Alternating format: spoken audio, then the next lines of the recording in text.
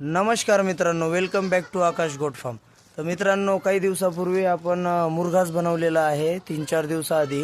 तर तुम्ही बघू शकता आपण मुरघास मिनिमम 50 टन स्टॉक केलेला आहे.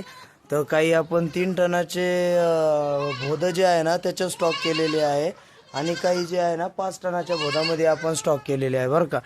तर ते मुरघास प्रॉपर बनण्यासाठी मिनिमम 40 दिवस काहीतरी त्याचा टाईम कालावधी आहे. पण आपल्याकडं चाऱ्याचा तुटवडा असल्या कारणाने आपण त्याला 4 दिवसापासूनच चालू केलेला आहे. कारण हे 3 टनाचं एक जे भोद आहे ना ते संपेपर्यंत बाकी भोदांमध्ये ते प्रॉपर मुरघास तयार होऊन जाईल असं म्हणजे होऊनच जाईन. कारण 40 दिवस मिनिमम हे एक आहे 15 ते 20 दिवसापर्यंत जाईन आपल्याला. तर बाकी भोदामध्ये तर प्रॉपर मुरघास बनवूनच जाईल. तर आपण चालू केलेलं आहे बरं का. तर 4 दिवसानंतरच कुट्टीची जी स्मेल आहे ना ती थोडी खट्ट जे असतं ना तर त्या प्रकारे त्याची स्मेल येत आहे.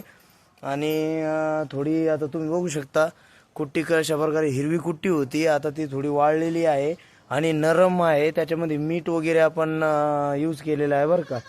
पण इतकं आहे की बकरे त्याला खूप चविष्ट पद्धतीने म्हणजे खूप चाव जास्त खातात त्याला. इतर साऱ्यापेक्षा तर मुरघासाला बकरी खूप जास्त प्रमाणात खाते बरं का. आणि 3 दिवसापासून सतत खाऊ घातल्यानंतर दुधावर बकरी म्हणजे दुधावर खूप जास्त फरक आपल्याला दिसतोय.